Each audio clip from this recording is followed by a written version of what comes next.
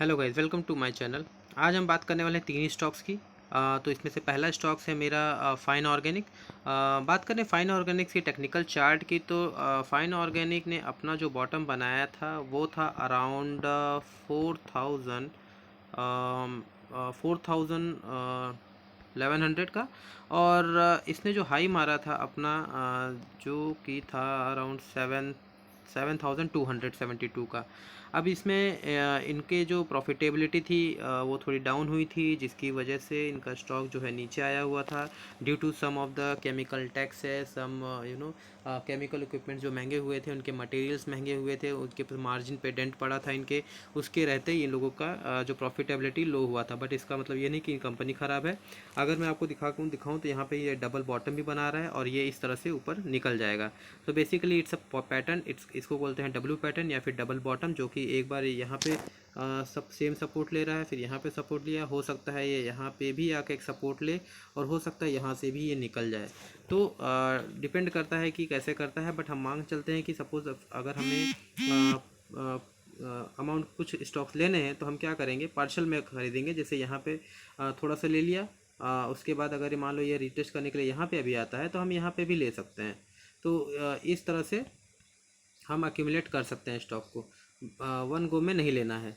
तो अगर अब यहाँ के पर्टिकुलर टेक्निकल चार्ट की बात करें या फिर टारगेट की बात करें, तो मैं इसको ड्रॉ करता हूँ और यहाँ पे देखते हैं। तो ये ड्रॉ करने के बाद जो इसका टेक्निकल टारगेट आ रहा है वो है अराउंड 56%, आई मीन 57%, जो कि बहुत ही अच्छा गेन है।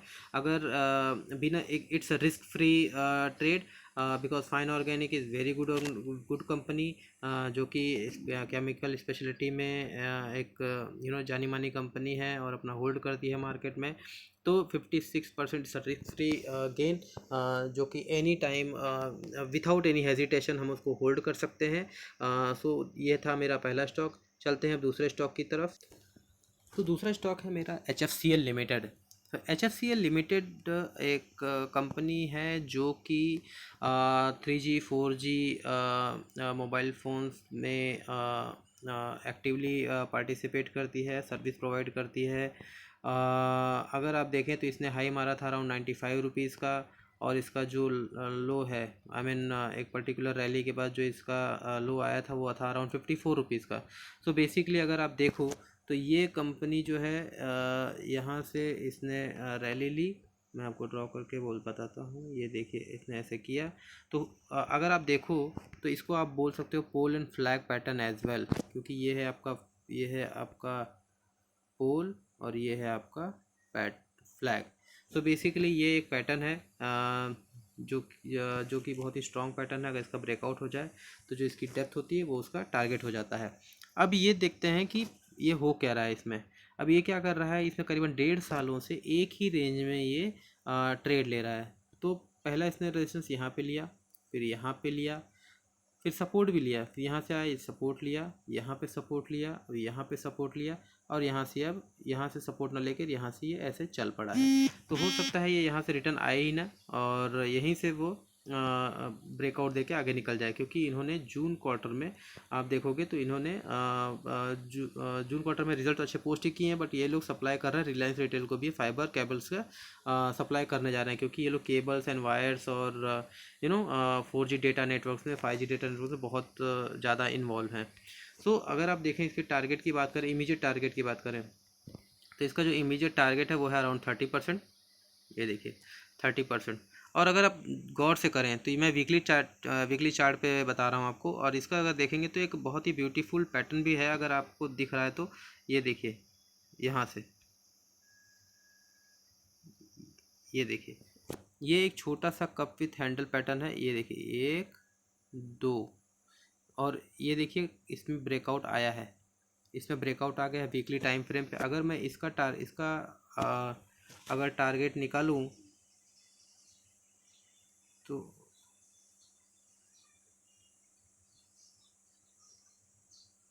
अराउंड 26% टारगेट आता है। तो जो हमारा टारगेट है वो करेक्ट है। और अगर इसने ब्रेकआउट दे दिया तो उसके बाद मैं आपको दिखा देता हूँ उसका टारगेट कितना होगा। अगर आपको कैलकुलेट करना है तो इसका जो टारगेट है, यहाँ की डेप्थ को आप रखिए, इसको ले जाके ऊपर रख दीजिए, और करीबन 43% का टारगेट है। अगर यहाँ से जो करंट प्राइस से अगर टारगेट देखेंगे तो करीबन होता है 85, मतलब स्टॉक डबल होने का फुल चांस है। चांस इसलिए कह रहा हूँ क्योंकि प्रॉफिटेबिलिटी काफ़ी बढ़ चुकी है। आप लोग जाके फंडामेंटली एनालिसिस कर सकते हैं। अगर आप लोग को लगता है कि फ़ंडामेंटल एनालिसिस करना चाहिए तो मैं उसके लिए भी वीडियो बना दूंगा, आप मुझे कमेंट कर दीजिए, मैं उसके लिए मैं एक वीडियो बना के डाल दूंगा। तो ये हमारा स्टॉक है, दूसरा स्टॉक HFCL लिमिटेड। अब हम चलते हैं तीसरे स्टॉक की तरफ। हमारा तीसरा स्टॉक है JP पावर। जी हाँ, तो JP पावर स्टॉक के लिए मैं बात इसलिए कर रहा हूँ क्योंकि हाल ही में इनका एक क्वार्टरली रिज़ल्ट आया है जून क्वार्टर का, जो कि बहुत ही प्रॉमिसिंग है। इन्होंने अपना डेट रिड्यूस कर दिया है, काफ़ी अच्छे क्वार्टरली रिज़ल्ट भी प्रोड्यूस किए हैं, और अगर आप वीकली टाइम फ्रेम पे देखो तो इन्होंने एक अच्छा ब्रेकआउट भी दिया है वीकली टाइम फ्रेम पे। तो अगर मैं इसकी टारगेट की बात करूँ, मैं एक ट्रेंड लाइन ड्रॉ करता हूँ। आपको टेक्निकल पैटर्न समझना बहुत ज़रूरी है, आप लोग प्लीज़ उस पर ध्यान दीजिए। फर्स्ट ऑफ ऑल इस पर ध्यान दीजिए। ये देखिए, ये मैं एक ड्रॉ कर रहा हूँ। अगर इसने ये ट्रेंड लाइन ब्रेक कर दिया वीकली टाइम फ्रेम पे, अभी तो आज मंडे है, फ्राइडे तक अगर इसने ये 7.10, अगर ये अराउंड 750 तक क्लोज होता है तो इसका जो टारगेट होगा, मैं टारगेट ड्रॉ करके बताता हूँ इस टारगेट कैसे होगा। क्योंकि यहाँ से स्टार्ट होके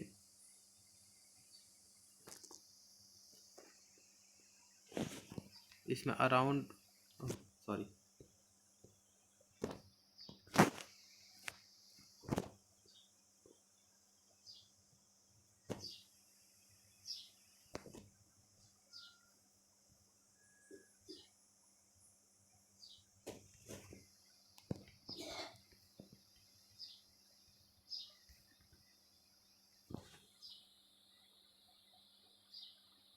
अराउंड 62% का गेन है, 62, 67, 63% का गेन है।